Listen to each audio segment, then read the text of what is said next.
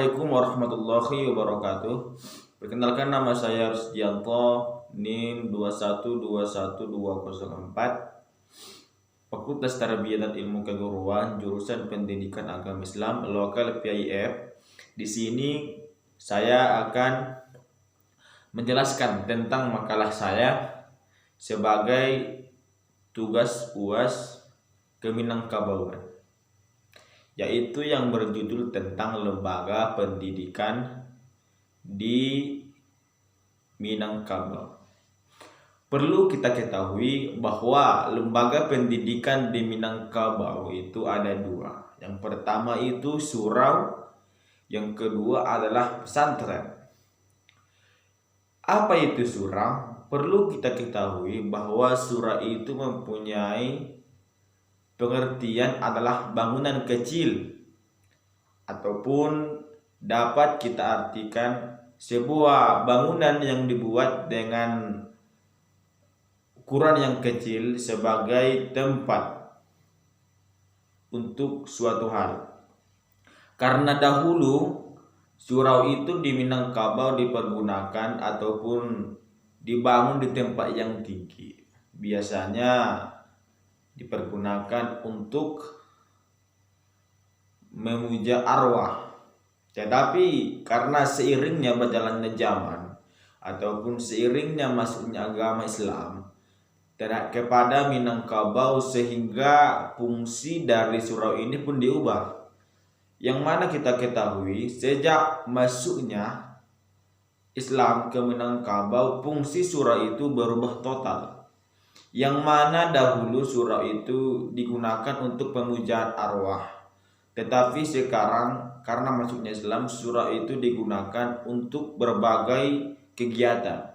Yang pertama adalah sebagai tempat musyawarah para tetua adat.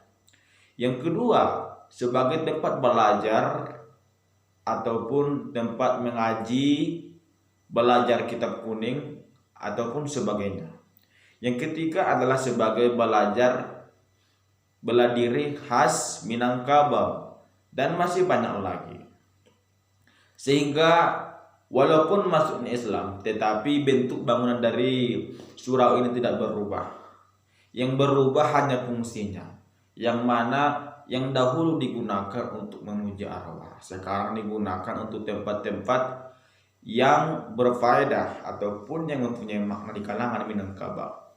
Sehingga kita lihat bahwa di kampung-kampung itu masih ada surau yang banyak digunakan dengan hal yang disebut tadi. Sehingga dengan hal itu bahwa tercermin bahwa Minangkabau itu merupakan suatu suku yang sangat menjunjung tinggi suatu keilmuan ataupun pendidikan, yang mana di surau itu selalu diajukan ataupun diajarkan bagaimana hikmah-hikmah agama kepada anak-anak di surau itu. Sehingga kita lihat banyak para generasi ataupun banyak tokoh-tokoh dari Minangkabau yang mempunyai akhlak yang luar biasa ataupun yang mempunyai pengaruh yang luar biasa di negeri ini. Karena apa? Karena didikan para datuk dan inyak di Minangkabau sungguh luar biasa. Yang kedua adalah pesantren. Apa itu pesantren? Pesantren adalah yang berasal dari kata santri, yang merupakan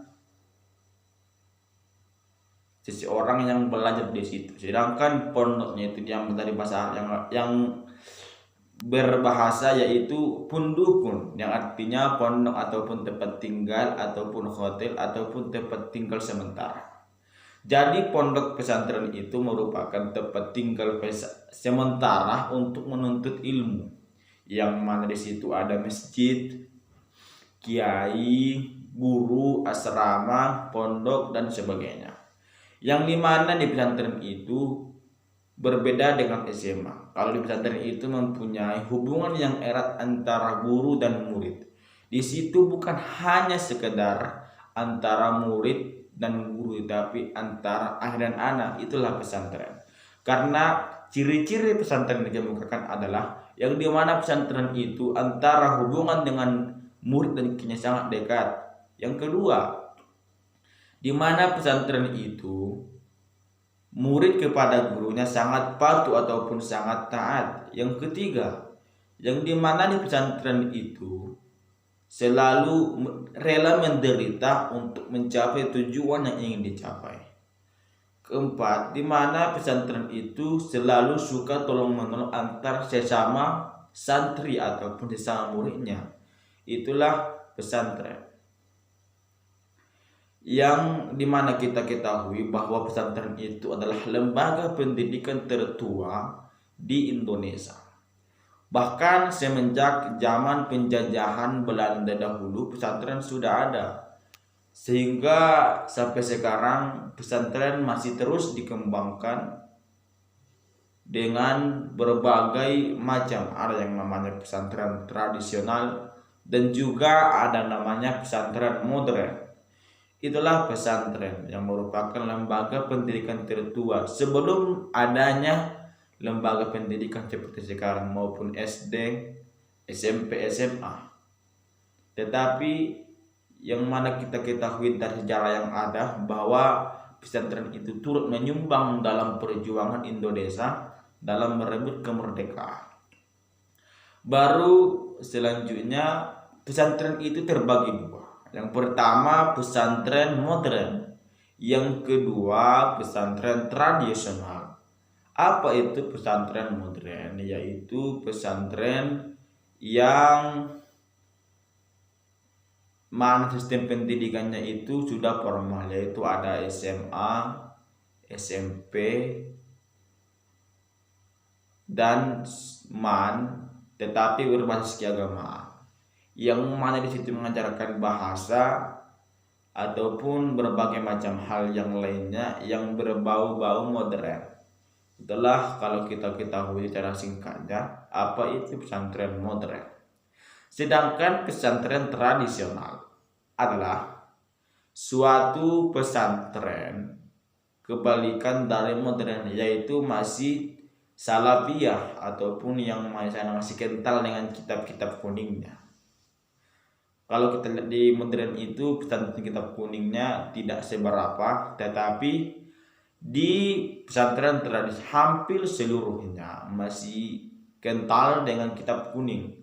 Yang mana di sana banyak berbagai kitab kuning, yang di sana juga ada kiai, ustadz, santri, santriwan, santriwati, pondok, masjid dan sebagainya. Sehingga di pesantren tradisional hubungan antara murid dan guru itu sangat dekat. Karena apa?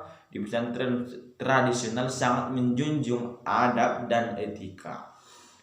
Baru selanjutnya ialah perbedaan antara pesantren dan surau. Surau itu merupakan bangunan kecil yang merupakan instansi pendidikan di Minangkabau yang dulunya digunakan sebagai tempat-tempat pemujaan arwah, sekarang digunakan sebagai tempat untuk berbagai kegiatan, yaitu seperti mengaji, musyawarah ataupun mengajarkan bela diri. Sedangkan pesantren merupakan tempat tinggal sementara ataupun tempat menuntut ilmu, tetapi di sana tinggal, yang dimana di sana ada ustadz, kiai, masjid dan sebagainya. Jadi inilah perbedaan dari keduanya antara surau dan pondok pesantren. Sehingga dapat kita ketahui bahwa pendidikan Islam di Minangkabau itu sangat kental dengan ajaran agama Islam. Sehingga dalam sistem adat Minangkabau, adat basandi sarak sandi sarak basandi kitabullah, yaitu saling berhubungan antara adat dan agama. Mungkin hanya sampai di sini yang dapat saya sampaikan dalam penyampaian penjelasan isi makalah saya.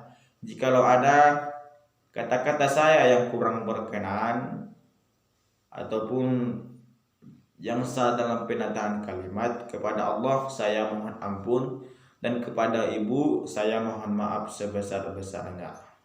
Akhirul kalam, wassalamualaikum warahmatullahi wabarakatuh.